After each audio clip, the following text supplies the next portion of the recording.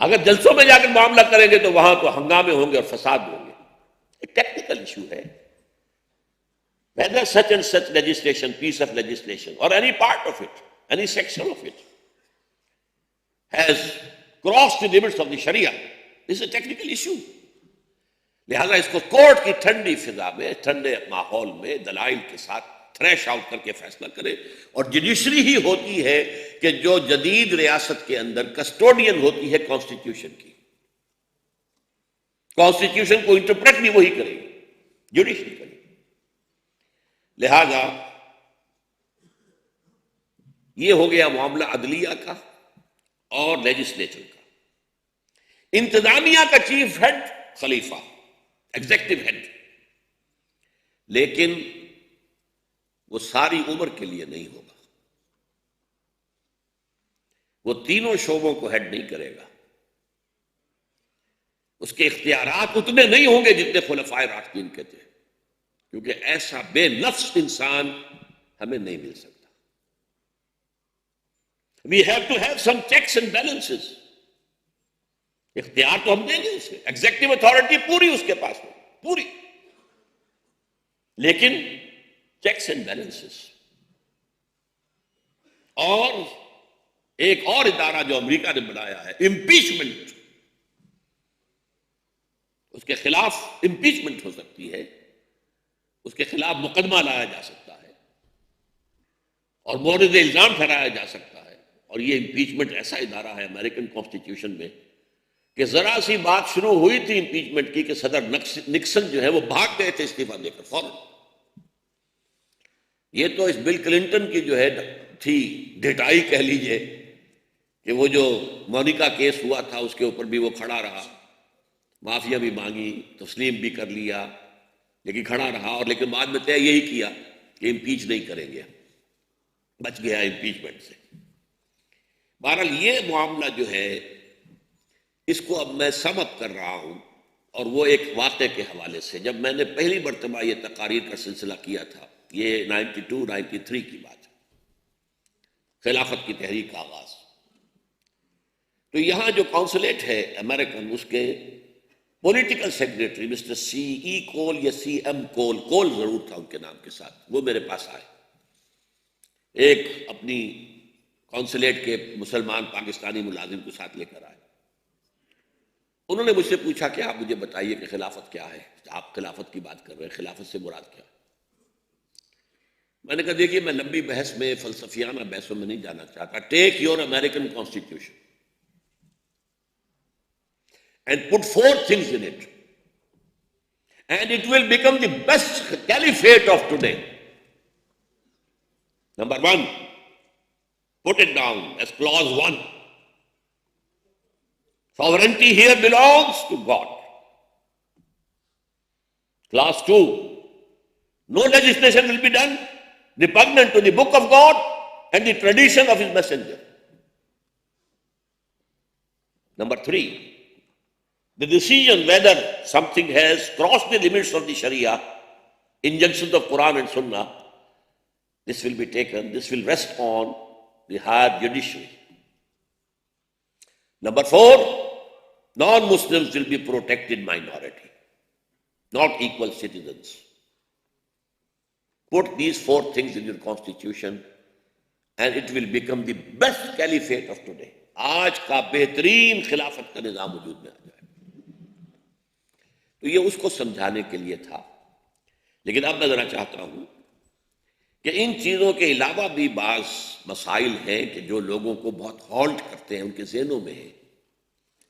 اور اسی کی وجہ سے جب جنرل ضیاء الحق صاحب نے فیڈرل شریعت کورٹ بنائی تھی تو اس کے دائرہ کار سے کچھ چیزوں کو نکال دیا تھا، اس خوف کی وجہ سے.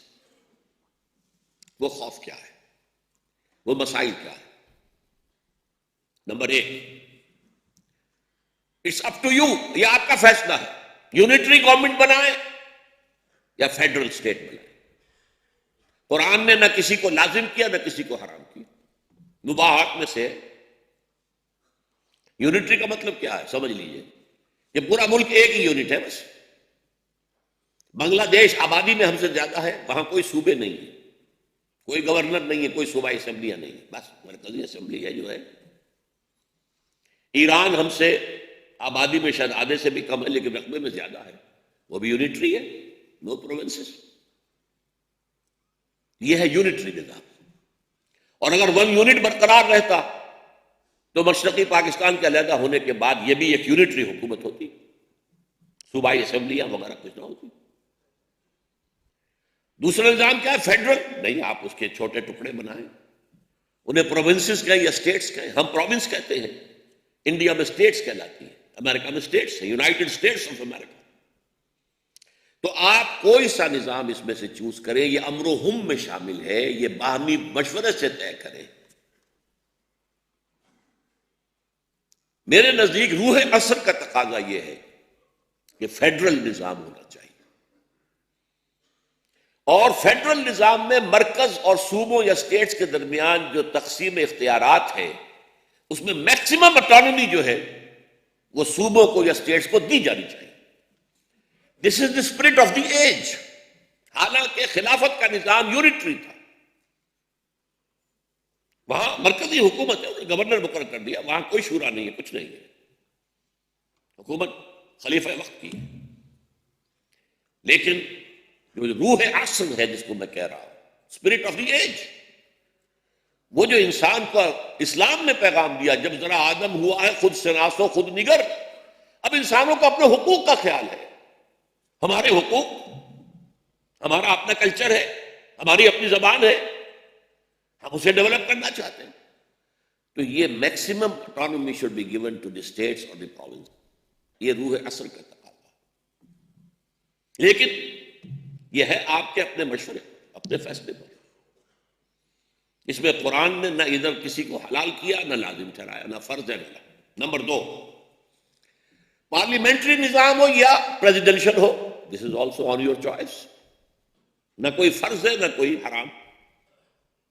اگرچہ خلافت کا نظام پریزیڈنشل کے قریب تر تھا، یا کیوں کہیے پریزیڈنشل نظام خلافت کے قریب تر، اور یہ بھی میں آپ سے کہہ دوں، ڈٹ کے کہہ رہا ہوں، زیادہ معقول، زیادہ عمدہ، زیادہ ورکیبل نظام پریزیڈنشل۔ یہ جو انسان کا سماجی ارتقاء ہوا ہے، سوشل ڈیولپمنٹ اور سوشل ایوولوشن، اس سوشل ایوولوشن میں جہاں تک پولیٹیکل تھیوری کا تعلق ہے اور پولیٹیکل نظام کا تعلق ہے، امریکہ اسٹینڈ آن دی ٹاپ۔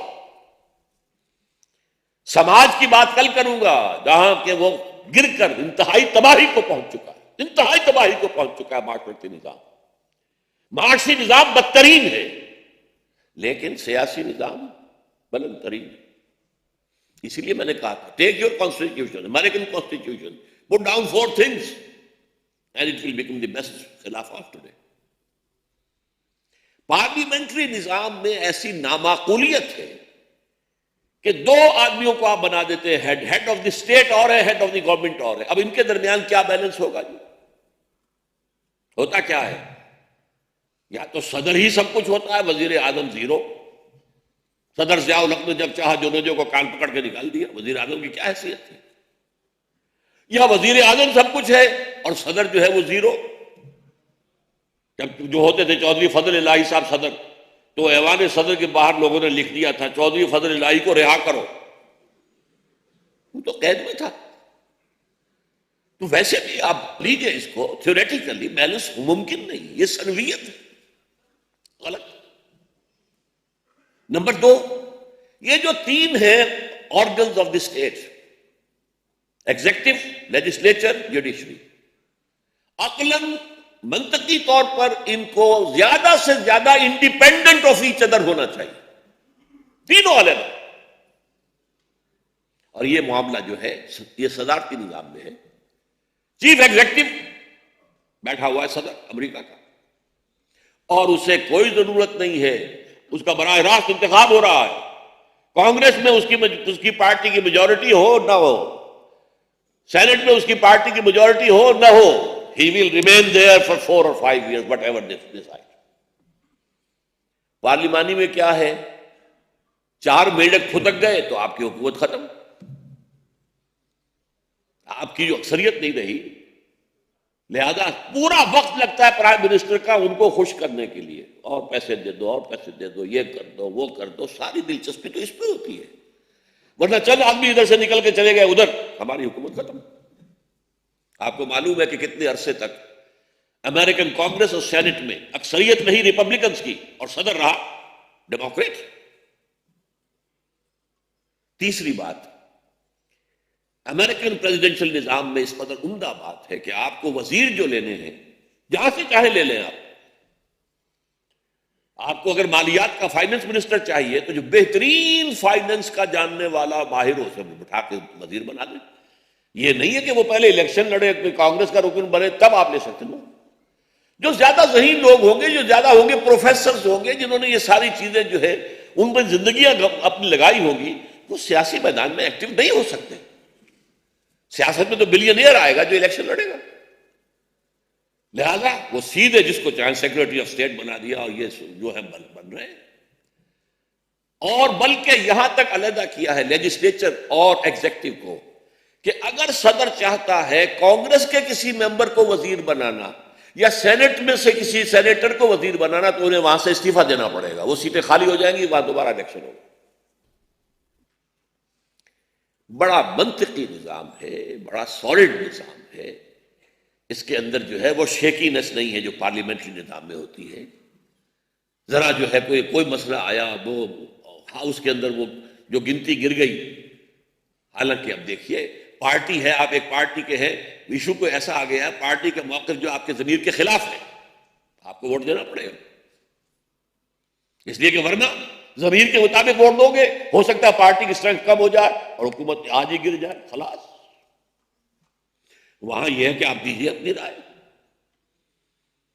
حکومت کے گرنے کا کوئی سوال ہی نہیں، صدر تو ہے وہاں بیٹھا رہے گا. تو presidential system is nearer to the caliphate, اور میں اسی کو ریکمینڈ کرتا ہوں کہ یہ در حقیقت زیادہ پریکٹیکل ہے، زیادہ صحیح ہے. اور اس میں جو میں نے فیڈرل کہہ رہا تھا، فیڈرل میں تو یہاں تک ہونا چاہیے آج کے روئے عصر کے اعتبار سے کہ کاؤنٹی لیول تک لے جائیے اختیارات. آپ میں سے جن کو نہیں معلوم آپ حیران ہوں گے، امریکہ میں کاؤنٹی ایسے ہی جیسے ہمارے یونین کونسل، اس میں جو تھانے دار ہوگا وہ بھی منتخب ہوگا اس آبادی میں سے.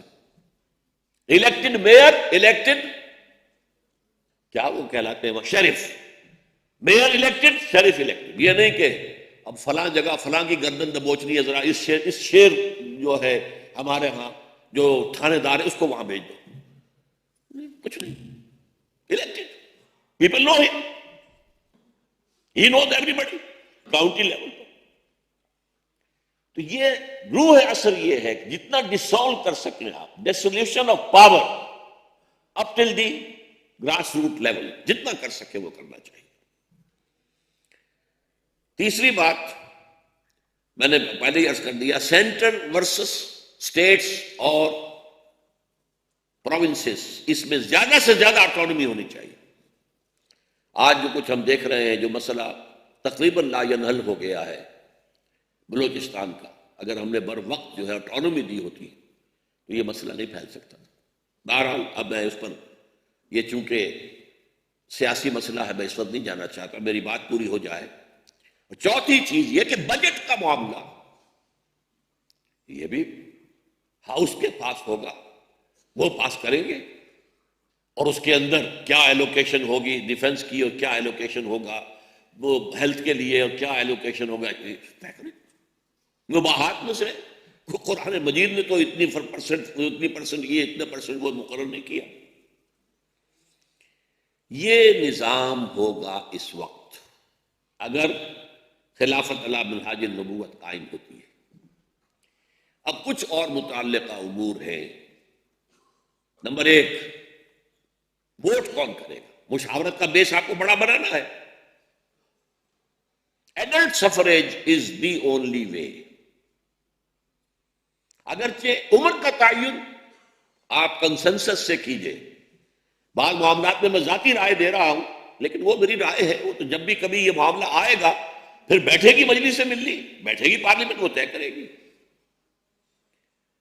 عورت بھی ووٹ دے، مرد بھی ووٹ دے.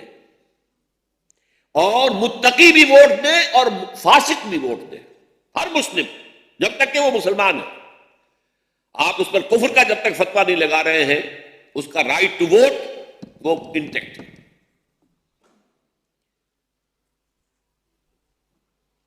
البتہ یہ ہے کہ ایج میرے نزدیک 30 نہیں تو کم سے کم 25 ہونی چاہیے، اس لیے کہ یہ 18 سال کی عمر بڑی والیٹائل ٹائپ آف ایج ہے، جذباتی. کوئی ڈگڈگی بجائے گا اور کھینچ کر لے جائے گا ایک طرف کو دوسری طرف کو، سوچ سمجھ ابھی نہیں ہوتی. لیکن بہرحال یہ میری ایک ذاتی رائے ہے، امرہم میں سے ہے، وہ طے کریں گے. 18 برس کا آدمی ووٹ دے. اب اس دفعہ طے کر دیا گیا گریجویٹ جو ہے وہی اسمبلی میں آئے گا، تو یہ چیزیں ہیں بھابی مشورے سے طے کر لیں. یہ جو میں نے کہا ہے کہ المسلم کفر لکل مسلم، مسلمان فاسق ہو، فاجر ہو یا متقی ہو، تہجد گزار ہو، دستوری اور قانونی حقوق میں برابر ہوتے ہیں. ایک باپ کے 2 بیٹے ہیں، ایک متقی ہے، تہجد گزار ہے، ایک کچھ فاسق ہے، فاجر ہے مسلمان. باپ کے انتقال پر وراثت دونوں کو برابر ملے گی، تہجد گزار کو زیادہ نہیں ملے گی، اور اس فاسق کو جو نماز بھی نہیں پڑھتا یا پڑھتا ہے تو گنڈے دار پڑھتا ہے کم نہیں ملے گی. Legal status, constitutional status of every Muslim is equal to any other Muslim. یہ امام ابو حنیفہ کا کہنا ہے، بہت پیاری بات ہے.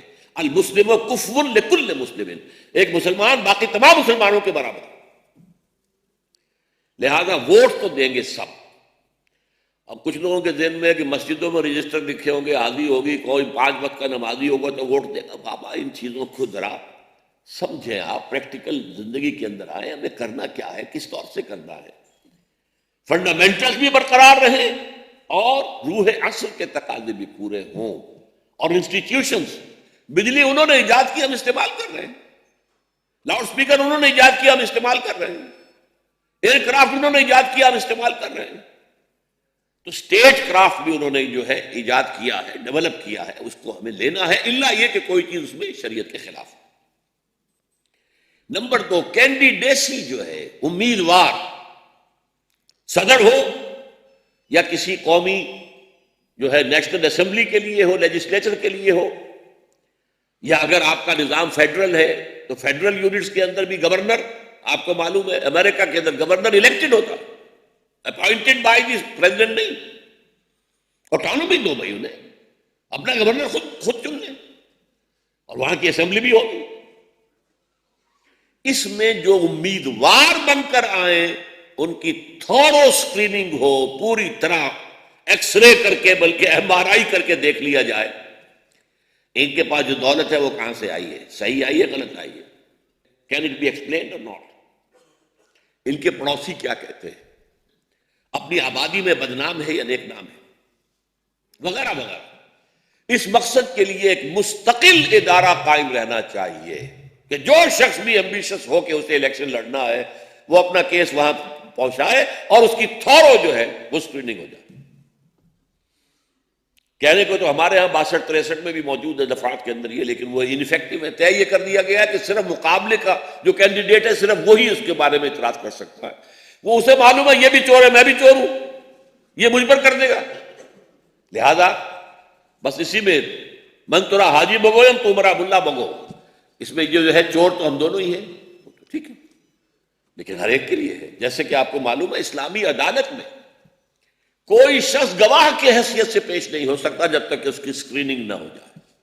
اسے کہتے ہیں تزکیۃ الشہود، شاہد گواہ، شہود اس کی جمع، تزکیہ پاک کرنا انہیں، یعنی یہ کہ ان کی سکریننگ ہو. جناب آپ ہیں کون، کہاں سے تشریف لائے ہیں گواہی دینے کے لیے، وہاں کے لوگوں کی آراء معلوم کی جائیں گی ان کے بارے میں، آبادی کے لوگ کیا کہتے ہیں، آپ کی دولت وغیرہ کہاں سے آئی ہے. اگر اس چھلنی میں سے گزر جائے گا تب گواہی دینے کے قابل ہوگا. یہ تو عدالت کے اندر ہے. تو جہاں لیجسلیشن ہونی ہو اور جہاں پر قانون سازی ہونی ہو، ظاہر بات ہے ملک کا جو سب سے بڑا ادارہ ہو اس کے لیے تھورو سکریننگ ہوگی. نمبر 3، ایک خیال کچھ لوگوں کے دلوں میں بیٹھا ہوا ہے، غلط خیال، کہ 1 پارٹی گورنمنٹ ہوگی، اسلام میں جماعتیں حرام ہیں اور یہ حرام ہے اور یہ حرام. بالکل غلط، سمجھتے ہی نہیں. کینڈیڈیسی بھی حرام نہیں ہے. یہ بھی ایک وقت میں ایک عالم دین نے کہا، وہ جذبات میں کہہ گئے، کینڈیڈیسی خود کھڑے ہونا کہ میں I can deliver the goods, یہ کینڈیڈیسی رہی ہے. وہ جو 6 آدمی مقرر کیے تھے حضرت عمر نے، اور کن میں سے کیے تھے؟ عشرہ مبشرہ میں سے. دیکھیے وہ گریڈیشن والی بات تھی.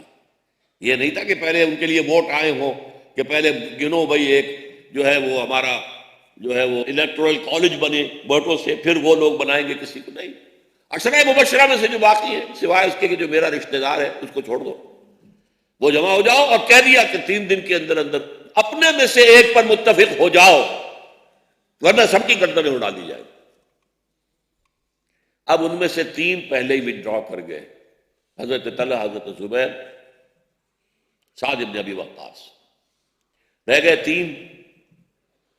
ان میں سے عبد الرحمن بن عوف نے کہا کہ اگر تم دونوں، اے علی اور اے عثمان، اگر تم دونوں اپنا معاملہ میرے حوالے کر دو تو میں بھی وڈرا کرتا ہوں. تو وڈرا کس چیز سے کر رہے تھے؟ کینڈیڈیسی سے کر رہے تھے نا. اور جب علی اور عثمان کھڑے رہے تو اس کا مطلب دیور کینڈیڈیٹس. انہوں نے کہا ٹھیک ہے آپ طے کر دیں. پھر انہوں نے طے کیا، مشورے کیے، عورتوں سے بھی پوچھا، ازواج مطہرات کے پاس گئے، گلی میں کھیلنے والے بچوں سے بھی پوچھا. ظاہر بات ہے کہ بچے بھی جانتے ہیں کہ کس کے مزاج کے اندر نرمی ہے، حلم ہے، بچوں سے محبت کرتا ہے، کون سخت ہے، درست مزاج کا آدمی ہے، سب سے علم. لیکن یہ کہ پھر فیصلہ کیا حضرت عثمان کے حق میں. تو اس اعتبار سے کینڈیڈیسی کو یہ نہ سمجھیے اسلام کے خلاف. حضرت یوسف نے جو کہا تھا اجعلنی علی خزائن الارض انی حفیظ علیم، زمین کے سارے خزانے میرے حوالے کر دو، زراعت پوری میرے حوالے کر دو، میں حفاظت کرنے والا بھی ہوں، علیم بھی ہوں، حفیظ بھی ہوں، میں سب جاننے والا ہوں. تو یہ کینڈیڈیسی حرام نہیں ہے. البتہ thorough screening of the candidates, multi party government, multi party, اس ملٹی پارٹی کی جو لعنت ہے اس کو ختم کرنا ہوگا. نمبر 1، ہر پارٹی کا جو منشور ہوگا وہ اسکریننگ میں سے گزرے گا. اس میں کوئی خلاف اسلام شے تو نہیں ہے. جیسے اجتہاد پارلیمنٹ میں ہونا ہے وہ بھی عدالت کے پاس جائے گا کہ یہ خلاف اسلام ہے، کوئی کہہ رہا ہے یا نہیں ہے. لہذا منشور میں اگر کوئی شے خلاف اسلام ہے بین. مباحات کا دائرہ بہت ہے بھئی. آپ پروونشل اٹانومی زیادہ کرنا چاہتے ہیں، آپ بجٹ کے اندر تعلیم کا جو ہے حصہ زیادہ بڑھانا چاہتے ہیں، آپ یہ کرنا چاہتے ہیں، جو بھی مباحات کے دائرے میں آپ کی رائے ہے اس کو آپ اپنے منشور میں لے آئیے، لیکن خلاف اسلام کوئی شے منشور میں نہیں ہوگی. اور نمبر 2، پارلیمنٹ کے اندر جا کر اگر آپ کا کوئی رکن آپ کے ٹکٹ پر آیا ہے لیکن وہ اپنے ضمیر کے مطابق رائے دیتا ہے، اگر تو وہ جو منشور تھا اس کے خلاف رائے دے رہا ہے تو اسے سیٹ چھوڑ دینی چاہیے کہ اس منشور کے اوپر وہ آیا تھا. He must quit. اور اگر منشور کے خلاف نہیں ہے، صرف وقتی ایک معاملہ ہے جس کے اوپر کے بات ہو رہی ہے، تو اس کو اپنی کانشنس کے مطابق ووٹ کا حق ہونا چاہیے. نمبر 4، سب سے پیچیدہ مسئلہ اور سب سے کڑوی گولی جدید ذہن کے لیے، غیر مسلموں کا سٹیٹس کیا ہو. میں نے کہا تھا نا، جیسے کہ میں نے مسٹر کول سے کہا تھا، non Muslim will be protected minority. They will not be equal citizens. If you wish to call it, you can call it second-rate citizens. I don't object. پچھلے دنوں جو 8-10 پروفیسر آئے تھے امریکہ سے، انگلستان وغیرہ سے، جنہوں نے مجھ سے 6 گھنٹے 6 سیشن کیے، 1-1 گھنٹے میں نے مختلف موضوعات پر تقریریں کی، اور پھر 1 گھنٹے کوشچن آنسر میں، اس میں یہ مسئلہ جو ہے لوگوں کے حلق سے نیچے، وہ میں نے کہا میں جانتا ہوں، اٹس اے ویری بٹر پل، لیکن یہ کہ اسلام کا اصول یہی ہے. ان کو حقوق کیا حاصل ہو گئے؟ ان کو عقیدے اور عبادت کی پوری آزادی ہوگی. ان کی عبادت گاہوں کی مسجدوں سے بڑھ کر حفاظت کی جائے گی. یہ سورہ حج کی آیت میں ہے، وَلَوْلَا دَفْعُ اللَّهِ النَّاسَ بَعْضَهُم بِبَعْضٍ لَهُدِّمَتْ صَوَامِعُ وَبِيعٌ وَصَلَوَاتٌ وَمَسَاجِدُ يُذْكَرُ فِيهَا اسْمُ اللَّهِ كَثِيرًا. تو اس میں تمام گرجوں کا اور صلوتا جو ہوتا ہے یہودیوں کا، ان کا ذکر پہلے ہے اور مساجد کا بعد میں. پروٹیکشن ہوگی. نمبر 3، پرسنل لا ان کا ایبسلیوٹلی انڈیپینڈنٹ ہوگا. شادی بیاہ کس طرح کرتے ہیں، سیپریشن کیسے ہو، ان کی وراثت ان کے قانون کے مطابق ہوگی، پرسنل لا ہوللی انڈیپینڈنٹ۔ نمبر 4، انہیں اپنی آئندہ نسل کو اپنا مذہب پڑھانے کا اختیار ہوگا، لیکن مسلمانوں میں تبلیغ کا حق نہیں ہوگا۔ We have to take these bitter pills، لیکن اسلام کا نظام یہی ہے، اور ہمیں اس قابل ہونا چاہیے کہ ڈٹ کر کہیں اس بات۔ نمبر 5، کاروبار کریں، پیشوں میں آئیں، ڈاکٹری ہے، انجینئرنگ ہے، جو چاہیں کریں، برابر ہوں گے مسلمانوں کے، سوائے اس میں ایک ایکسیپشن ہے جو میں بعد میں عرض کروں۔ کاروبار کریں، سرکاری ملازمت کریں، مختلف پیشوں میں آئیں، لیکن سرکاری ملازمت کے ضمن میں ایک بات ہے جس میں ایکسیپشن میں بعد میں بتاؤں گا۔ ملٹری سروس ان پر لازم نہیں ہوگی، ہر مسلمان پر لازم ہے۔ خلافت کے تحت پیپلز آرمی ہوگی، عوام کی فوج، ہر شخص جو ہے وہ فوجی، ہر شخص ٹریننگ لے، جو بھی انفینٹری ہے خاص طور پر، ان کو خامخواہ کھڑے رکھنا، کھلانا پلانا، بھائی وہ ٹریننگ لے اور جائیں، کھیتوں میں کام کریں، بازار میں کام کریں، کسی جگہ بیٹھ کر کام کریں۔ انہیں وقتاً فوقتاً سال میں ایک دفعہ 15 دن کے لیے بلا لیجیے، ریفریشر کورسز کرا دیجیے، لیکن جب جنگ ہوگی بلا لیے جائیں گے سب کے سب۔ یہی اسرائیل میں ہے، یہی چائنا میں ہے، پیپلز آرمی، پیپلز آرمی۔ خامخواہ یہ انفینٹری اتنی تعداد کے اندر کھڑی ہے، کوئی ضرورت نہیں۔ اور ہر مسلمان کین بی ڈرافٹڈ، جو بھی جنگ کرنے کی صلاحیت کی عمر میں ہوگا، جوان آدمی 40-50 برس تک کا، اس کو لازماً سروس کرنی ہوگی۔ غیر مسلم اس سے مستثنا ہوں گے، الا یہ کہ وہ خود چاہیں، خود کرنا چاہے تو کریں، لیکن اس میں پھر ایک ایکسیپشن ہے، وہ میں بعد میں عرض کروں گا۔ وہ کیا ہے exemption? Highest levels of policy making whether in civil area اور ملٹری ڈومین، اس پر کوئی غیر مسلم نہیں جائے گا۔ کیوں؟ کہ مسلم ریاست نظام خلافت کی جو ٹاپ پالیسی ہوگی وہ اس خلافت کے نظام کو دنیا میں پھیلانا، اسے گلوبل بنانا، اور ظاہر بات ہے کہ غیر مسلم اس کو سبسکرائب نہیں کر سکتا، وہ دل سے اس کا حامی کبھی بھی نہیں ہوگا۔ لہٰذا ہائیسٹ لیول کے اوپر، جیسے کہ ضیاء الحق صاحب کے زمانے میں ہوا تھا، پتہ نہیں عمل صحیح ہوتا تھا کہ نہیں، کہ فوج میں ایک خاص عہدے تک جا سکتا تھا قادیانی، اس سے اوپر نہیں۔ اسی طریقے سے غیر مسلم جا سکتا ہے فوج میں، فوجی سروس کرنا چاہے جائے، لیکن ایک خاص لیول سے اوپر، جہاں پر کہ ٹاپ پالیسی فریم ہونی ہو وہاں وہ نہیں جائے۔ اسی طریقے سے جو آخری بات ہے جس کی بنا پر وہ کہتے ہیں کہ یہ تو سیکنڈ ریٹ سٹیزن بن گیا، وہ کیا ہے؟ لیجسلیشن میں ان کا کوئی حصہ نہیں ہوگا۔ They will not be a part of the legislature، کیونکہ لیجسلیشن کی بنیاد کتاب و سنت ہے، وہ نہ کتاب کو مانے نہ سنت کو مانے۔ How can we associate them؟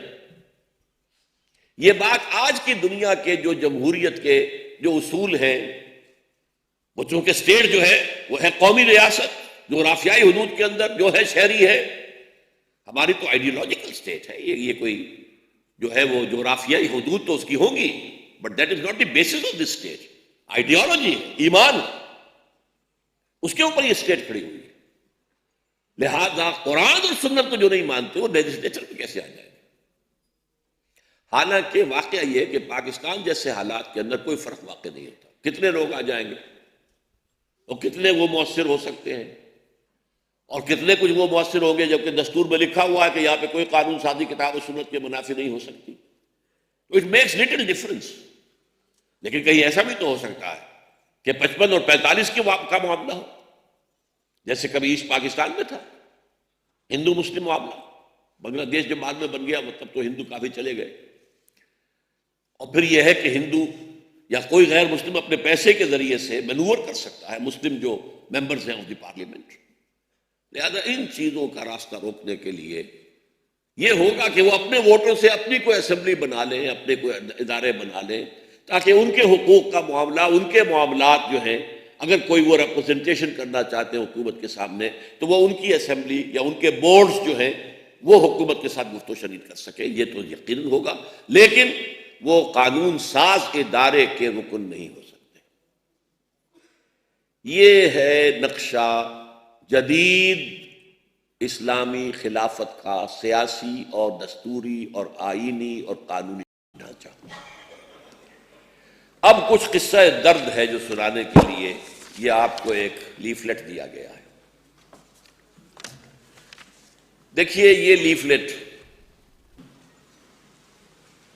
جس بات کو ہائی لائٹ کرنا چاہتا ہے وہ یہ ہے، پاکستان وہ خوش قسمت ملک ہے جس میں آج سے 55 سال پہلے خلافت کے قیام کا فیصلہ ہو چکا ہے۔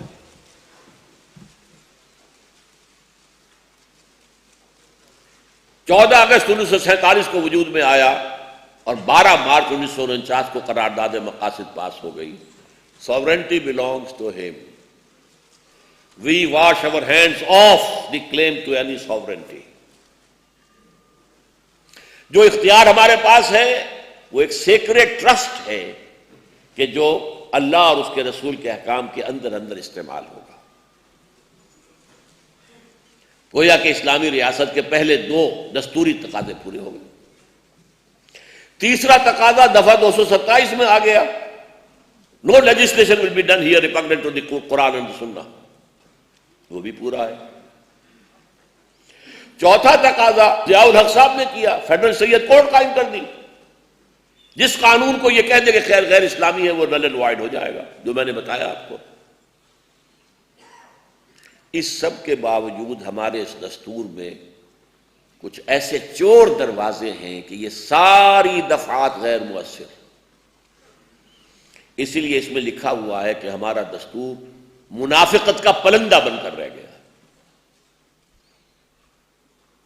سارا اسلام موجود اور بالکل غیر مؤثر۔ قرارداد مقاصد پہلے پریمبل میں تھی، صرف دیباچہ تھی، وہ آپریٹو کلاز میں نہیں تھی۔ ضیاء الحق صاحب نے کیا ہے یہ کہ اسے آپریٹو کلاز بنا دیا 2A، لیکن یہ نہیں لکھا کہ یہ سارے دستور پر حاوی ہوگی، لہذا اس کی کوئی حیثیت ہی نہیں ہے۔ ہمارے جسٹس نسیم حسن شاہ صاحب نے فیصلہ دے دیا، غالباً آرٹیکل 45 کی روح سے صدر مملکت کو حق حاصل ہے کہ اگر کوئی قاتل جس کو ثبوت پہنچ گیا کہ وہ قاتل ہے اور سیشن جج سے بھی، سیشن عدالت سے بھی سزا مل گئی، اس کی اپیل ہائی کورٹ سے بھی ختم ہو گئی، اس کی اپیل سپریم کورٹ نے بھی جو ہے رد کر دی، پھر بھی صدر مملکت کو رحم کھا کر جان بخشی کرنے کی اجازت ہے۔ یہ خلاف اسلام ہے۔ کسی صدر مملکت یا اس کے باپ کو یہ حق حاصل نہیں، یہ صرف مقتول کے ورثاء کا حق ہے، وہ چاہے تو خون بہا اور دیت لے کر معاف کر دیں اور چاہے تو ویسے معاف کر دیں، لیکن کسی صدر کو نہیں۔ اس پر جب مقدمہ دائر کیا گیا، جسٹس صاحب نے کہہ دیا کہ وہ بھی دفعہ ہے ایک دستور کی، یہ بھی دفعہ ایک دستور کی، تو کوئی دفعہ دوسری دفعہ کو رول نہیں کر سکتی۔ بات ختم ہو، کیا حیثیت رہ گئی قرارداد مقاصد کی؟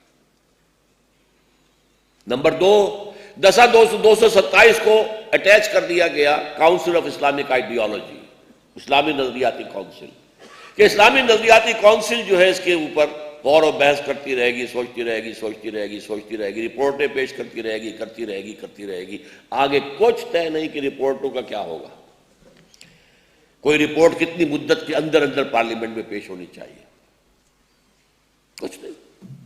لہذا کروڑوں روپیہ خرچ ہوا ہے کاؤنسل آف اسلامک آئیڈیالوجی پر، بڑی بڑی تنخواہیں ہیں، علماء جو اس میں شامل ہیں، پھر ان کے T A D A, 5 star hotels میں ٹھہرنا، ہوائی جہاز کے سفر، انہوں نے بہت کام کیا ہے، اس میں کوئی شک نہیں، لیکن رپورٹ گئی اور وزارت داخلہ کی الماری میں رکھی گئی، ختم۔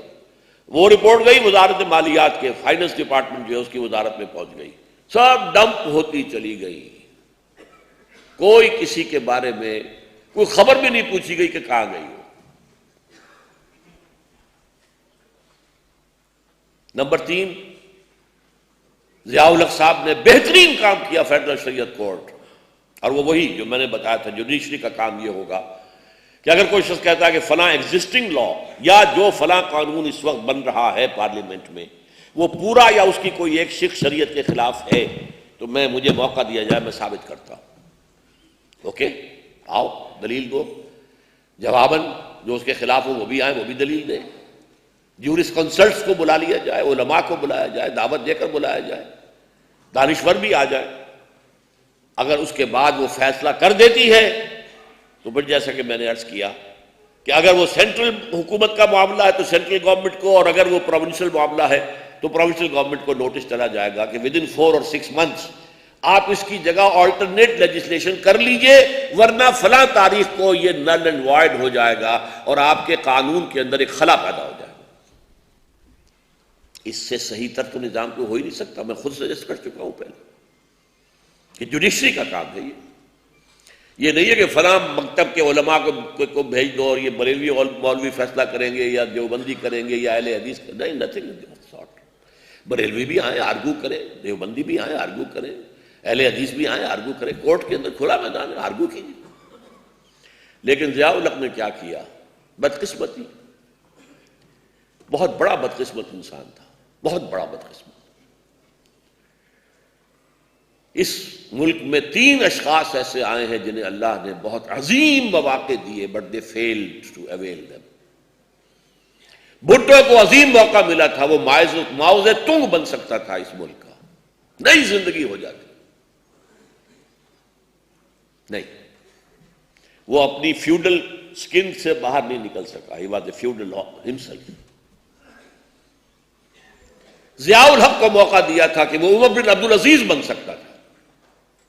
نظام مصطفیٰ کی تحریک جس قدر زبردست تھی، اس کو آپ شمار کر سکتے ہیں خلافت کی تحریک، اور پھر تحریک پاکستان، اور پھر تحریک نظام مصطفیٰ 1977 کی. اتنا اس وقت جو قدم بھی اٹھاتا ضیاء الحق، کوئی نہیں تھا میدان میں جو روک سکتا، کوئی نہیں آ سکتا تھا. اتنا جوش اور جذبہ تھا. لیکن بدقسمتی، محرومی، بدبخت، ان کو کون راضی کرے گا، ان کو کون راضی کرے گا. میں نے جب آخری دن شورا سے استعفیٰ دیا ہے 5 جولائی 1982 کو، میں گیا، میں نے کہا کہ آپ ماتھے پر کلنک کا ٹیکہ لیے پھر رہے ہیں. میں خود، مجھے گھبراہٹ سی ہوئی ہے، میں نے کیا کہہ دیا. میں نے تو محاورہ استعمال کیا تھا اور یہ تو واقعی ان کے یہاں محراب ہے. لیکن وہ شخص بڑا متحمل تھا، اس میں کوئی شک نہیں. نہیں، کیوں کیا بات، کیسے؟ میں نے کہا آپ نے فیڈرل اسٹیٹ کورٹ بنائی، اپنے ہینڈ پکڈ علماء کو اس میں جج مقرر کیا. تقی عثمانی کس کا چوائس ہے؟ آپ کا. پیر کرم شاہ صاحب کس کا چوائس ہے؟ آپ کا. ملک غلام علی کس کا چوائس ہے؟ آپ کا. پھر آپ نے ان کے ہاتھ باندھ دیے کہ فیملی کورٹس کے بارے میں، فیملی لاز کے بارے میں بھی تم بات نہیں کر سکتے. ہمارے جس قانون کو انگریز نے نہیں چھیڑا، جس قانون کو ہندوستان کے مسلمانوں نے ابھی تک ہاتھ نہیں لگانے دیا ہندوؤں کو، اور یہاں ایک ڈکٹیٹر فیلڈ مارشل نام نہاد، اور اس نے ایک منکر حدیث کے کہنے سے، غلام احمد پرویز، وہ قوانین بنا دیے. سب نے کہا کہ یہ غلط ہے، اسلام کے خلاف ہے. اور میں نے کہا آپ نے بھی ہاتھ باندھ دیے شریعت کورٹ پر. میں یہ نہیں کہتا جو میں کہتا ہوں وہ آپ کریں، آپ ان کے ہاتھ کھول دیں. آپ کو ان کی دیانت پر، ان کے علم پر، خلوص پر کوئی اعتماد ہے کہ نہیں ہے؟ ہاتھ کھول دیں ان کے. وہ جو فیصلہ کریں گے مجھے منظور. اور غلام احمد پرویز زندہ تھے اس وقت تک. میں نے کہا وہ آئے، وہ بھی آرگو کر دیں کہ نہیں، اختلاف سنت کوئی شے، کتاب قرآن کو سنت. کہنے لگے پھر ان عورتوں کو کون مطمئن کرے گا؟ میں نے کہا اگر یہی آپ کی سوچ ہے تو میں آپ کی شورا میں بیٹھنے کو تیار نہیں. یہ لیجئے میرا استعفیٰ، میں لکھ کے لایا ہوں. 2 ہتھکڑیاں ڈال دی، 2 بیڑیاں ڈال دی. Constitution of Pakistan is beyond your scope. Judicial procedural laws, ضابطہ دیوانی، ضابطہ فوجداری، beyond your scope. Muslim family laws, beyond your scope. مالیاتی قوانین 10 سال کے لیے، beyond your scope. پھر کیا رہ گیا؟ Exercise in futility. یہ ہے جس کو میں نے منافقت کا پرندہ قرار دیا ہے. اور اب دوسری طرف کی بات میں کر رہا ہوں. یہ ملک اپنے خوفناک ترین دور میں داخل ہو چکا ہے. میں نے 1 سال 1 ماہ قبل عید الاضحیٰ کے خطاب میں مسجد دارالسلام میں کہا تھا کہ پاکستان کے خاتمے کی الٹی گنتی شروع ہو چکی ہے. اور وہ پھر میں نے تقریر بھی کی تھی، ذرا عنوان بدل دیا تھا تقریر کا، پاکستان کے وجود کو لاحق خطرات و خدشات۔ میں نے پورا کیا، منفی بنیاد یہ تھی پاکستان کی، مثبت بنیاد یہ تھی، یہ دونوں منہدم ہو رہی ہیں، پھر کیا جواب رہ جائے گا پاکستان کو؟ اب میں نے کہا تھا کہ 2.5-3 سال میرے نزدیک ہیں آپ کے پاس، اس کے اندر اگر یہاں کوئی اسینشل بنیادی چینج نہ آئی اور اسلام کی طرف ہم نے رخ نہ کیا اور اللہ کی جناب میں توبہ نہ کی، تو نہ سمجھو گے تو مٹ جاؤ گے ہندوستان والوں، تمہاری داستان تک بھی نہ ہوگی داستان۔ 1 سال کے بعد میں نے پھر تقریر کی کراچی کی مسجد میں، قرآن اکیڈمی میں۔ اب دیکھو 1 سال میں کہاں سے کہاں بات پہنچ گئی۔ بلوچستان کا معاملہ ایک ڈائلیما ہے، ایک بھنور ہے، گرا بھنور کی کھلے تو کیوں کر، بھنور ہے تقدیر کا بہانہ، یہ ڈائلیما ہے۔ آپ سختی نہیں کریں گے وہ بڑھتے چلے جائیں گے۔ ابھی تو سوئی گیس کو تھوڑا سا نقصان پہنچایا تھا، زیادہ بڑا ہوگا تو قیامت آ جائے گی پاکستان کے اندر، چولہے بند، فیکٹریاں بند، کتنی جگہوں پر بجلی پیدا کی جا رہی ہے اس سے بند، کیا ہوگا؟ اگر سختی نہ کریں گے تو بڑھتے جائیں گے۔ انہوں نے ٹریننگ لے لی ہے ان کی، اب ایک یہ پوری سازش ہے، پوری انٹرنیشنل سازش ہے جو ہو رہا ہے۔ میں تقریر کر چکا ہوں، 1.5 گھنٹے کی تقریر کا کیسٹ شاید کہیں ہو، اگر باہر ہو وہ آپ لے سکتے ہیں۔ وہ 1 سال بعد کی بات ہے اور یہ ہے 1 سال پہلے کی بات۔ یہ یہاں باہر موجود ہے، جو بھی یہ لینا چاہیں یہ کتاب چلے اور پڑھیں اسے۔ تو گویا کہ اس وقت ہم شدید ترین ضرورت میں ہیں کہ اللہ کی مدد شامل حال ہو، شدید ترین، لیکن وہ مدد نہیں آئے گی جب تک کہ ہم توبہ نہ کریں۔ عوامی سطح پر توبہ ہو، ہر حرام کام کو چھوڑا جائے اور ہر فرض کو ادا کیا جائے، اور دستوری سطح پر توبہ ہو، وہ جو چور دروازے دستور کے اندر ہیں جس نے کہ اس کے منافق کا پلندہ بنا دیا ہے، ان کو پلگ کر دیا جائے، ان کو بند کر دیا جائے۔ یہ ہوگی ہماری اجتماعی توبہ۔ تو شاید اس سے، شاید نہیں، یقیناً مجھے یقین کے ساتھ امید ہے کہ اللہ تعالیٰ کی رحمت اور اس کی تائید و نصرت ہمارے شامل حال ہو جائے گی۔ یہ ذرا لیفلیٹ نکال لیجیے اور میرے ساتھ پڑھیے۔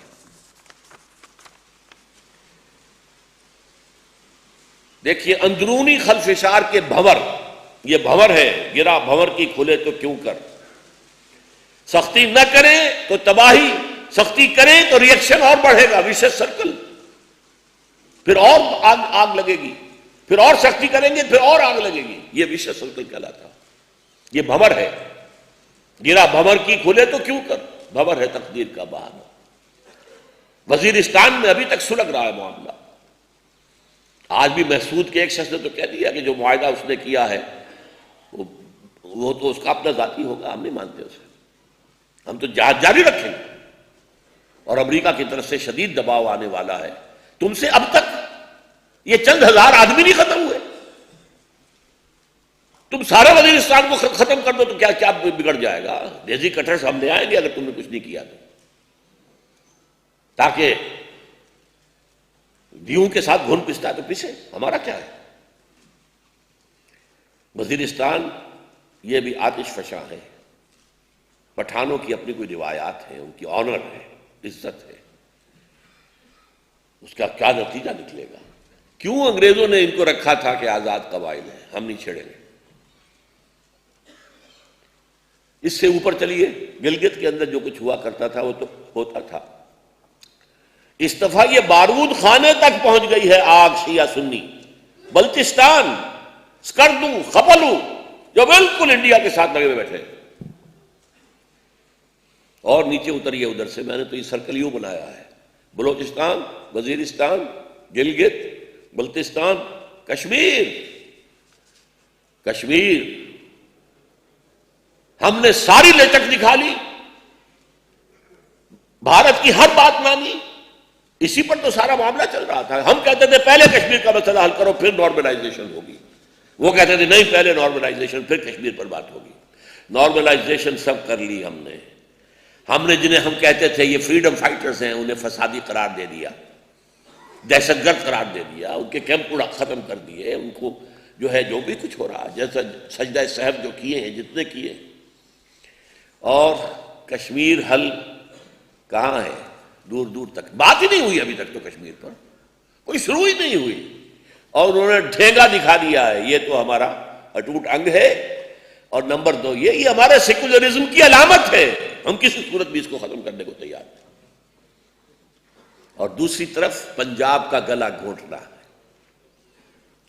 دریا راوی پر بھی اب ڈیم بنا رہے ہیں، اس کا انہیں حق ہے، اس لیے کہ ہم نے جو انڈس بیسن ٹریٹی تھی اس میں 3 دریا دے دیے تھے ہندوستان کو، ستلج، بیاس اور راوی، یہ انہیں کا ہے۔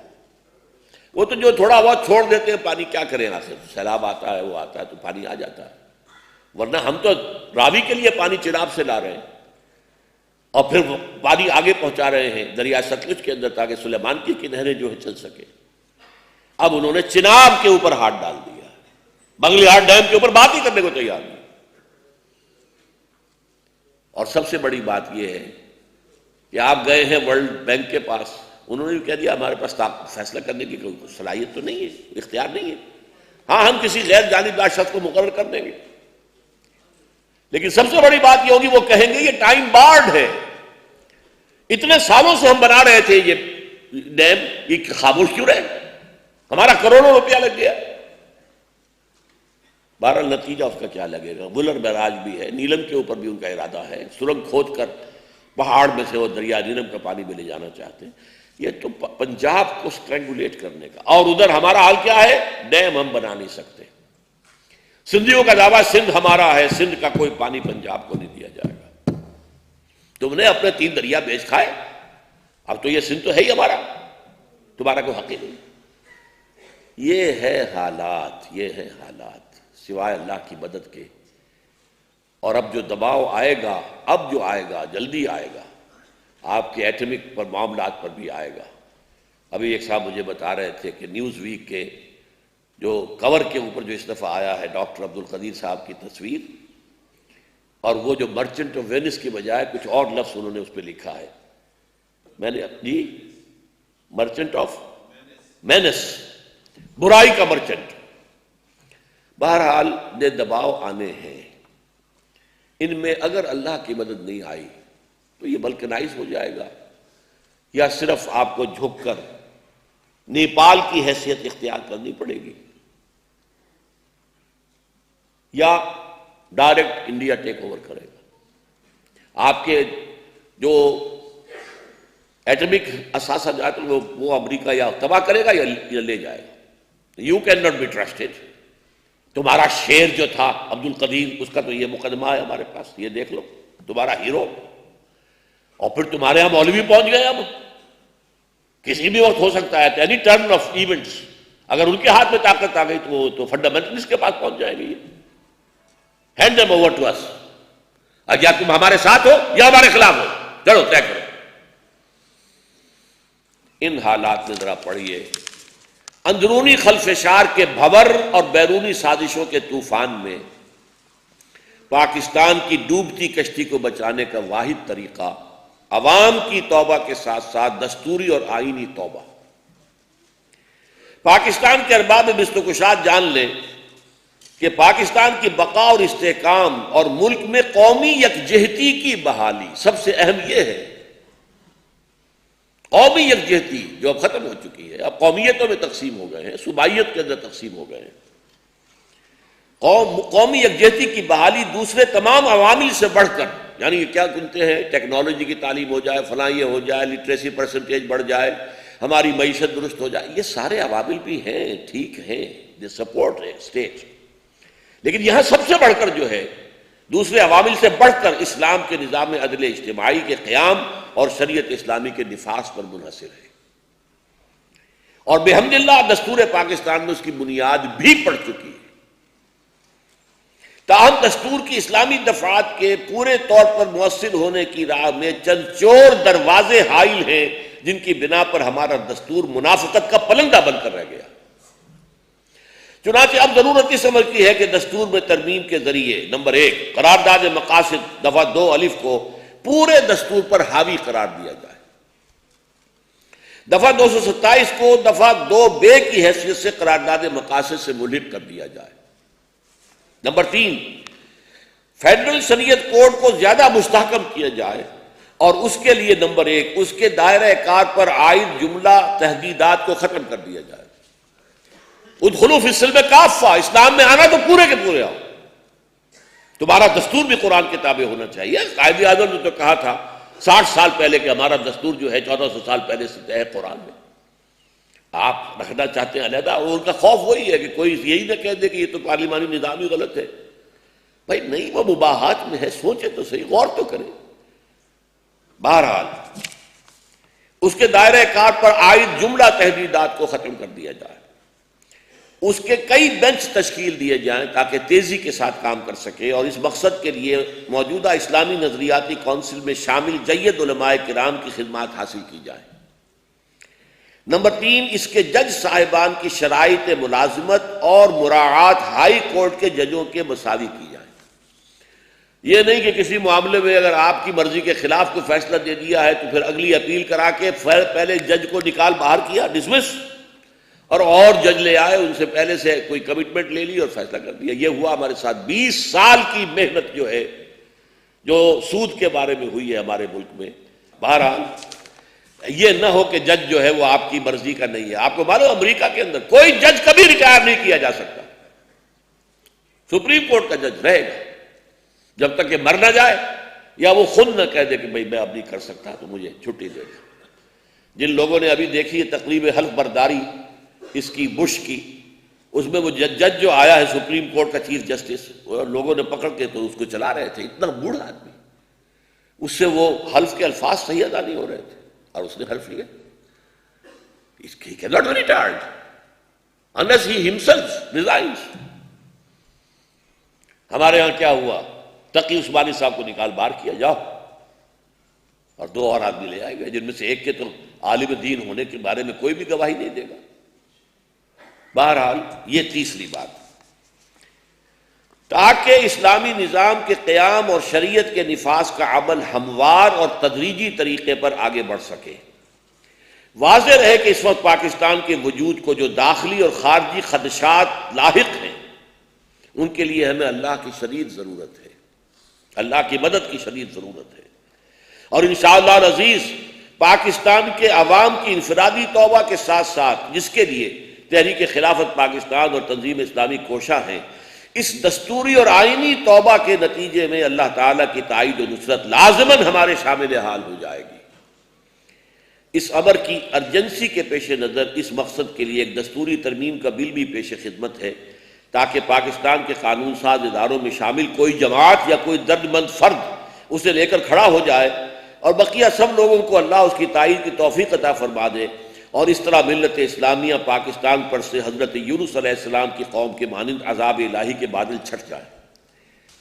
یہ ہم نے اس پورے جو مطالبات اس میں آئے ہیں ان کو خالص جو کانسٹیٹیوشنل لینگویج ہوتی ہے، لیگل لینگویج، اس کے اندر یہ دستور کے اندر ترمیم کا bill, National Assembly bill number 18 of 2005۔ اب اس میں آپ حضرات سے تو ایک تو استدعا یہ ہوگی کہ یہ کتابچہ جنہوں نے نہیں پڑھا وہ لازماً پڑھیں، اور جو بھی یہ کتابچہ لیں وہ 4-5 جو ہیں یہ ہینڈ بل بھی ساتھ اور لیتے جائیں تاکہ اسے پھیلائیں، خود پڑھیں پورے اس ترمیم کو، اور جو بھی آپ کا کوئی ایم این اے جاننے والا ہے، کوئی ایم پی اے ہے، کوئی سینیٹر ہے، تو ان سب کو پہنچائیے جن کو بھی پہنچا سکے، اور یہ کتابچہ بھی پہنچائیے، اللہ آپ کو اس کی توفیق دے۔ اور میری جو تھی کراچی کی جمعے کی تقریر، اس کا کیسٹ بھی پہنچائیے، آپ کو ہمت دے اللہ۔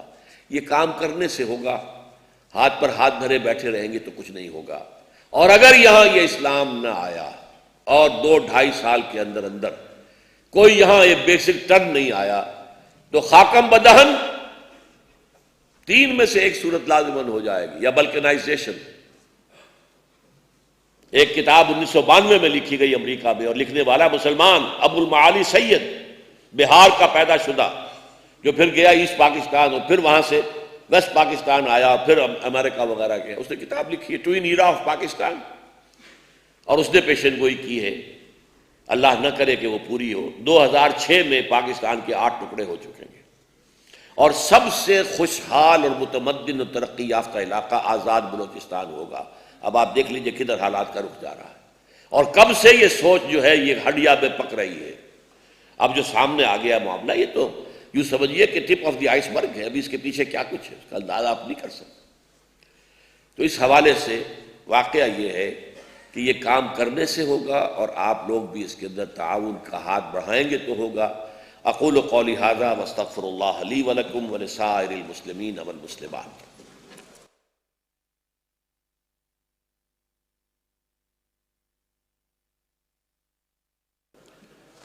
پہلا سوال ہے، حدیث میں آتا ہے کہ بنی اسرائیل کی سیاست انبیاء کے ہاتھ میں تھی، لیکن بنی اسرائیل یہود کی تاریخ تو اس کے برعکس ہے۔ یہود کی تاریخ کو اگر آپ لیں گے حضرت عیسیٰ علیہ السلام کے بعد سے، تو وہ تو اللہ تعالیٰ کے غضب کے اندر گھرے ہوئے ہیں، اور وہ دور ختم ہوا۔ وہ دور جو تھا ان کا، وہ 1400 قبل مسیح سے لے کر حضرت مسیح کے زمانے تک، میں نے 1400 برس کہے تھے کہ ان کے ہاں نبی رہے، اور نبیوں ہی کے ہاتھ میں جو ہے معاملات رہتے تھے، اور اس میں کوئی ایک لمحہ بھی ایسا نہیں آیا کہ جب کہ کوئی نبی موجود نہ ہو۔ یہ سلسلہ 2 نبیوں سے شروع ہوا، موسیٰ اور ہارون علیہ السلام 2 تھے، اور 2 نبیوں پر ختم ہوا حضرت عیسیٰ اور یحییٰ۔ یوں سمجھیے کہ جیسے کہیں لکڑی کے یہ بنا کر اور رسی تان دی جاتی ہے کپڑے سکھانے کے لیے، تو یہ 2 ادھر 2 ادھر، 1400 سال، اور اس میں کوئی ایک بھی لمحہ ایسا نہیں تھا کہ کوئی نبی ان کے ہاں موجود نہ ہو۔ How do you feel about people who are living abroad and want to follow the rule of caliph؟ جہاں کہیں بھی اسلامی خلافت قائم ہوگی، اگلا چاہے گا اگر پاکستان میں ہوتی ہے تو کم سے کم تمام مسلمان پاکستانیوں کو باہر سے واپس یہاں آنا پڑے گا، تاکہ یہاں وہ طاقت جمع ہو جائے جیسے کہ ہجرت مدینہ فرض کی گئی تھی، ہر مسلمان کے لیے فرض تھا، ورنہ منافق شمار ہوگا۔ وَمَا لَكُم مِّن وَلَایَتِهِم مِّن شَيْءٍ حَتَّىٰ يُهَاجِرُوا۔ تو اگر اسلامی نظام یہاں قائم ہو جائے تو کم سے کم پاکستانیوں کے لیے تو لازم ہوگا، باقی بھی مسلمانوں کے لیے آپ کو گیٹس کھولنے ہوں گے۔ یہ ایک سوال اور ہے، اسلام ایک دین حیات ہے جو کہ خلافت راشدہ میں اصل حالت میں موجود تھا، اس کے بعد کیوں ختم ہو گیا؟ کیا اس میں کچھ خامیاں تھیں یا پھر خدا کی مرضی یہی تھی؟ نہ اس میں خامیاں تھیں، اور نہ ہم اس کو اللہ کی مرضی پر، اگرچہ اللہ کی مرضی تو بہرحال ہر چیز میں شامل ہوتی ہے۔ اصل بات یہ تھی کہ یہ اتنی اونچی چھلانگ تھی کہ ابھی نوع انسانی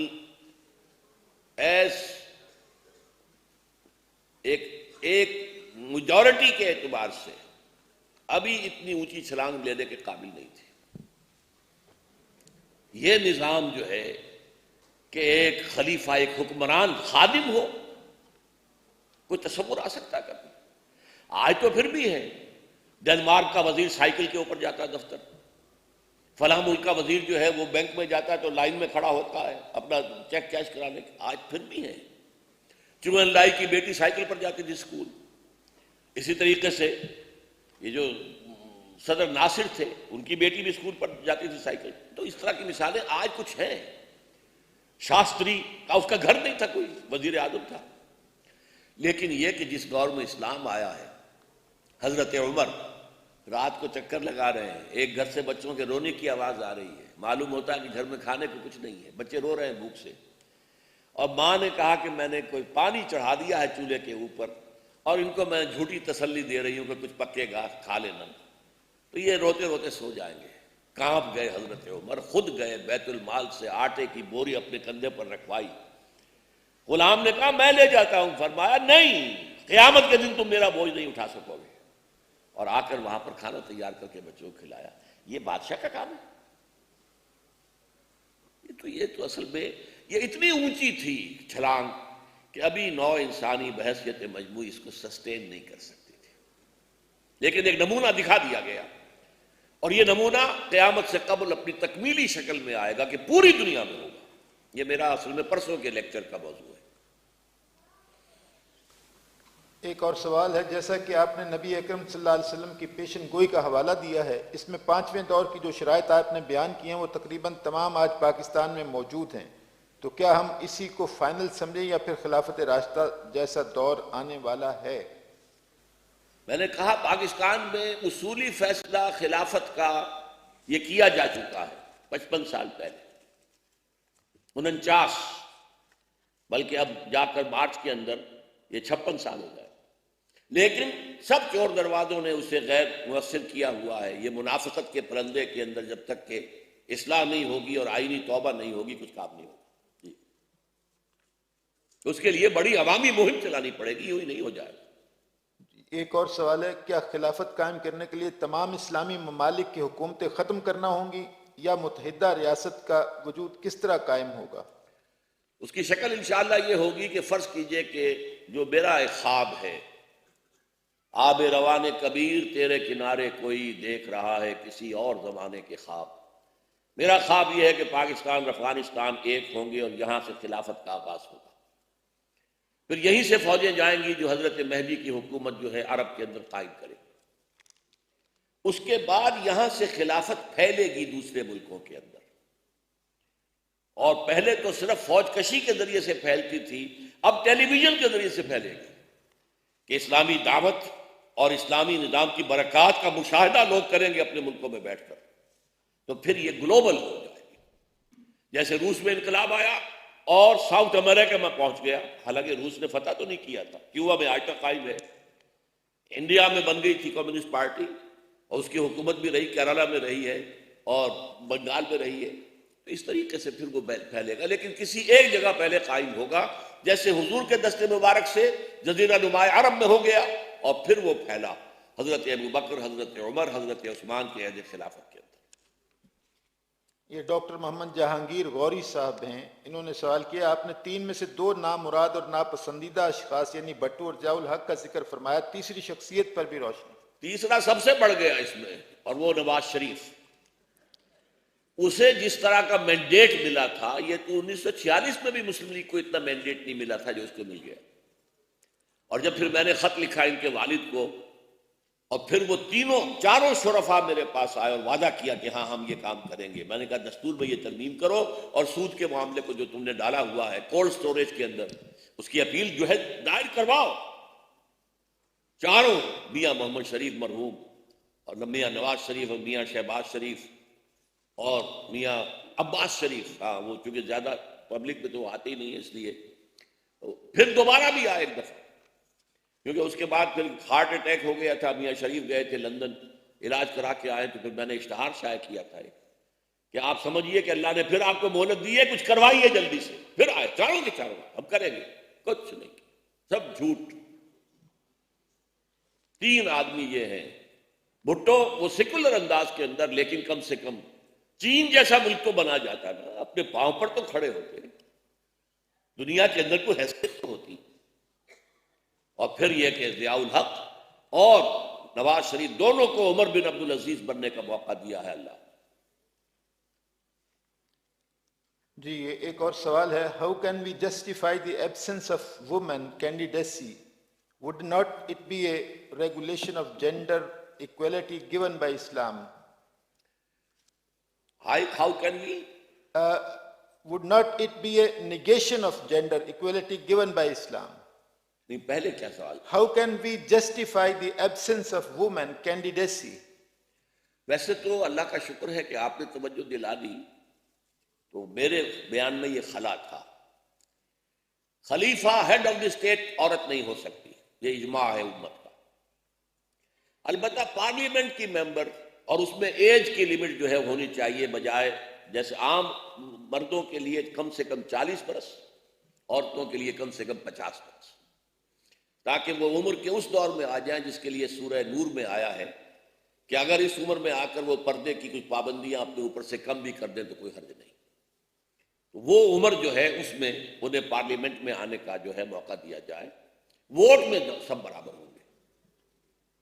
انہی کا ایک اور سوال ہے، even though non-Muslims being a protected minority is a bitter pill, how would we satisfy doubt arising against Islam's fairness?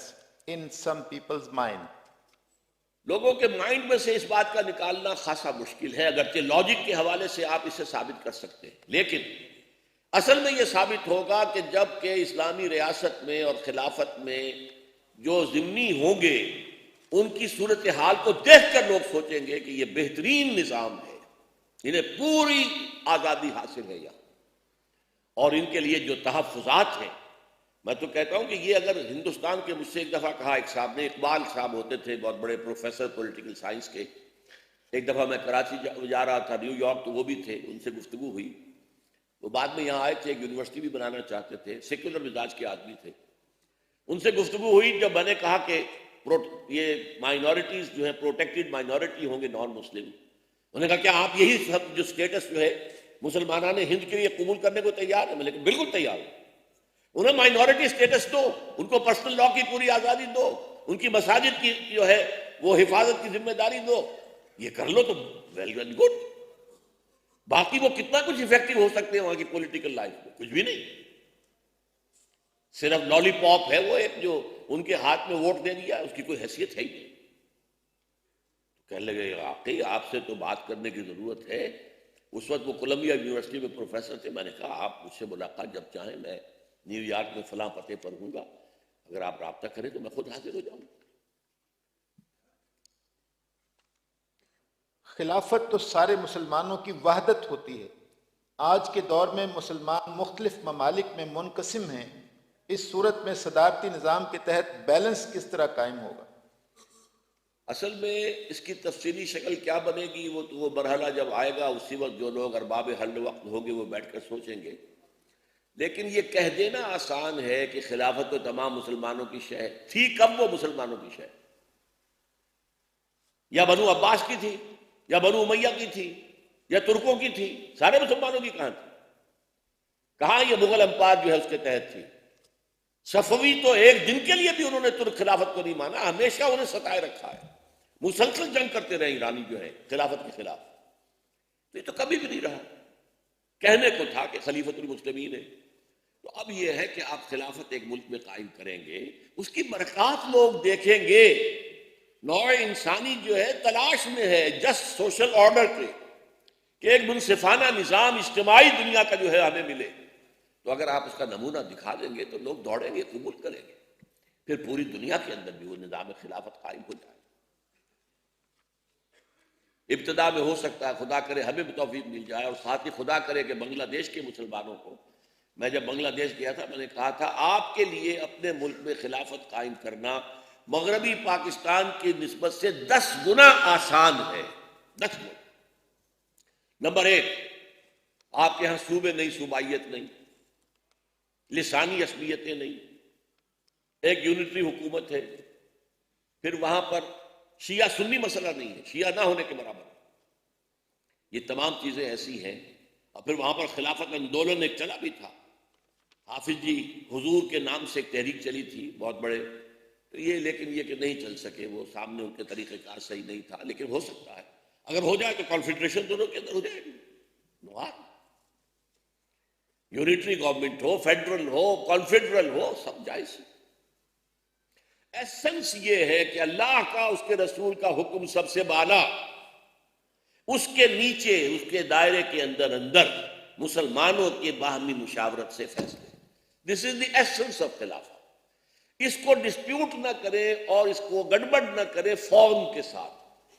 Form کا میں نے آپ کو بتا دیا، ایک فارم تھی جبکہ نبوت جاری تھی، ایک فارم تھی کہ جو خلافت راشدہ کی تھی، اور ایک فارم اب آئے گی کہ جو خلافت علی منہاج النبوہ کی خوشخبری دی ہے محمد رسول اللہ صلی اللہ علیہ وسلم۔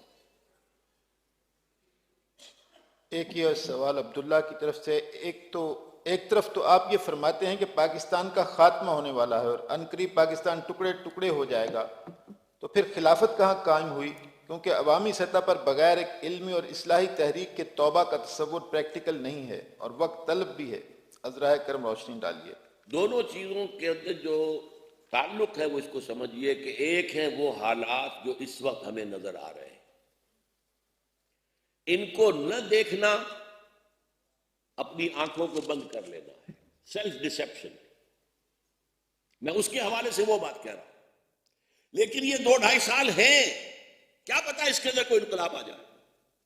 ہمیں اپنے احساس فرض کے تحت اس میں لگ جانا چاہیے، ہم وقت لگ جائیں، چھوڑ دیں پریکٹسوں کو اور چھوڑ دیں باقی دھندوں کو اور کاروبار کو، اور جو محل بنائے ہیں چھوڑیں انہیں، آئے میدان کے اندر کام کریں۔ کیا پتا حضرت یونس کی قوم کے اوپر عذاب کے آثار شروع ہو چکے تھے اور پھر بھی اللہ نے توبہ قبول کر لی۔ میں بھی پاکستان کا معاملہ ہو جائے، نہیں بھی ہوتا تو مجھے تو یہ کام کرنا ہے آخری سانس تک، اسی کی میں دعوت آپ کو دے رہا ہوں۔ And nobody knows what is round the corner، ہمیں کیا پتا۔ اب ایک راستہ جا رہا ہے، ہم تو سامنے دیکھ رہے ہیں نا کارنرز کی طرف سے کیا چیز آ رہی ہے، اللہ کی طرف سے اللہ کی مشیت کس شکل میں آ جاتی ہے، we don't know۔ لیکن ہمیں اس کے لیے اپنے آپ کو لگانا ہے۔ نظام خلافت میں شرعی قوانین کی تدوین بھی کیا اکثریتی رائے کی بنیاد پر ہوگی؟ بالکل، اس لیے کہ جو اجتہاد ہوگا اس میں نوٹ کر لیجئے، اچھا ہے یہ بات آپ نے پوچھ لی۔ دیکھیے کسی فقہ کو لازم نہیں کیا جائے،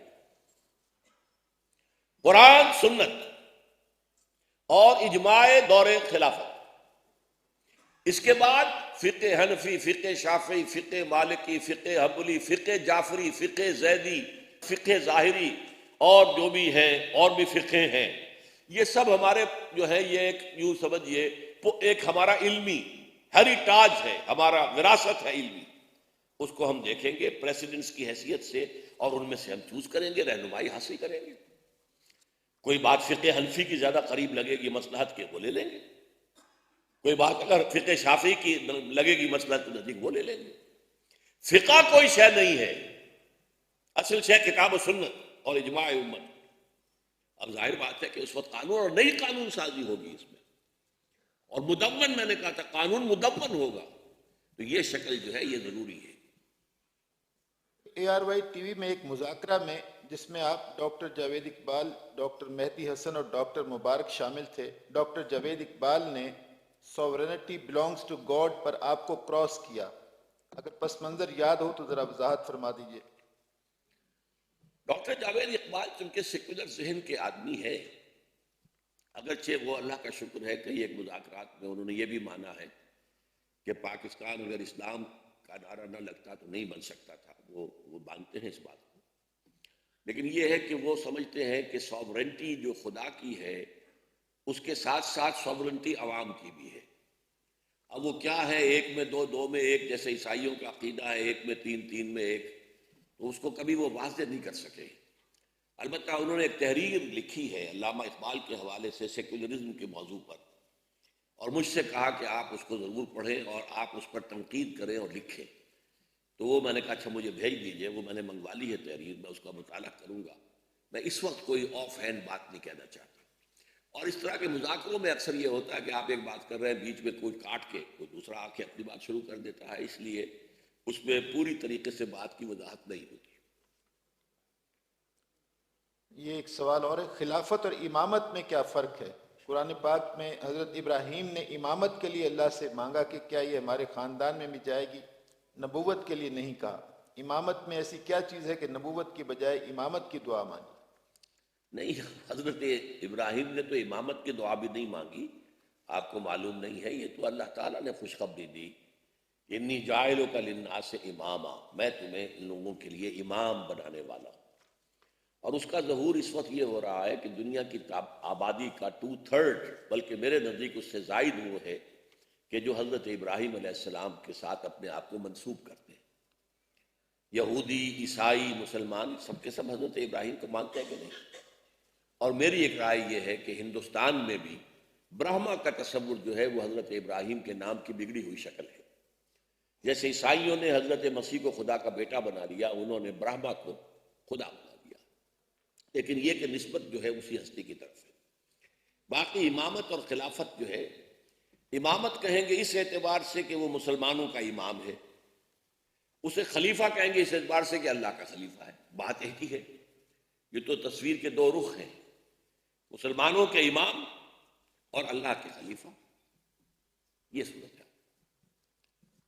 یہ ایک اور چھوٹا سوال ہے، حضور صلی اللہ علیہ وسلم کی پیشن گوئی کے مطابق اب جو نظام خلافت قائم ہوگا کیا وہ پوری دنیا پر ہوگا یا کسی ایک ملک پر؟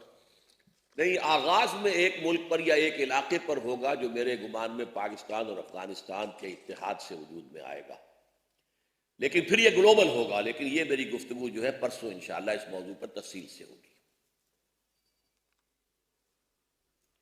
ایک یہ ہے آخری سوال. آپ نے ابھی فرمایا کہ ہر خلیفہ نے بیعت لیتے وقت یہ قول دیا تھا کہ اگر میں قرآن و سنت کے مطابق رہوں تو میرا ساتھ دو ورنہ مجھے باز کرو، جبکہ حضرت عمر رضی اللہ تعالیٰ عنہ کے دور میں چوری کی سزا معاف کر دی گئی تھی. Was it according to Quran and Sunnah? اور آج کل کے دور میں وہ قرآن و سنت کے منافی نہیں تھی، انہوں نے سزا منسوخ نہیں کی تھی، بلکہ جو حالات تھے میں بھوک کی بے انتہا تھی، اور اس میں یہ کہ چوری کے لیے لوگوں کے لیے گویا کہ کوئی ناگزیر صورت بھی ہو سکتی تھی، اس میں معطل کیا تھا. وقتی طور پر کسی حکم کو معطل کیا جا سکتا ہے حالات کے تقاضے کے تحت، اور اس کو تمام مسلمانوں نے، تمام صحابہ نے انہوں نے تسلیم کیا، اجماع ہو گیا اس کو. الحمدللہ الذی ہدانا لہذا وما کنا لنہتدی لولا ان ہدانا اللہ. کل شکر، کل ثنا، کل تعریف اس اللہ کے لیے ہے جس نے ہمیں ہدایت عطا فرمائی، اور ہم ہرگز ہدایت یافتہ نہ ہو سکتے اگر اللہ ہی ہمیں ہدایت نہ دیتا. ربنا لا تزغ قلوبنا بعد اذ ہدیتنا وہب لنا من لدنک رحمہ انک انت الوہاب. اے اللہ، جو ہدایت تو نے عطا کی ہے، اگر آج کوئی ہماری سمجھ میں دین کی نئی بات آئی ہے اور دل نے اس کی گواہی دی ہے کہ ٹھیک ہے، تو ہمیں اس پر استقامت عطا فرما، اس کے لیے جد و جہد کرنے کی توفیق عطا فرما. اللہم وفقنا ان نقیم خلافۃ علی منہاج النبوۃ فی پاکستان اولا وفی کل العالم آخرا. اے اللہ، ہمیں ہمت دے کہ تیرے عطا کردہ اس ملک خدا داد پاکستان میں ہم پہلے اس میں اسلام کا نظام خلافت علی منہاج النبوت قائم کریں جو پھر پوری دنیا میں پھیل جائے. اللہم اغفر لنا ولآبائنا ولأمہاتنا ولجمیع المؤمنین والمؤمنات والمسلمین والمسلمات الاحیاء منہم والاموات انک سمیع مجیب الدعوات. وصلی اللہ تعالی علی خیر خلقہ محمد وآلہ واصحابہ اجمعین برحمتک یا ارحم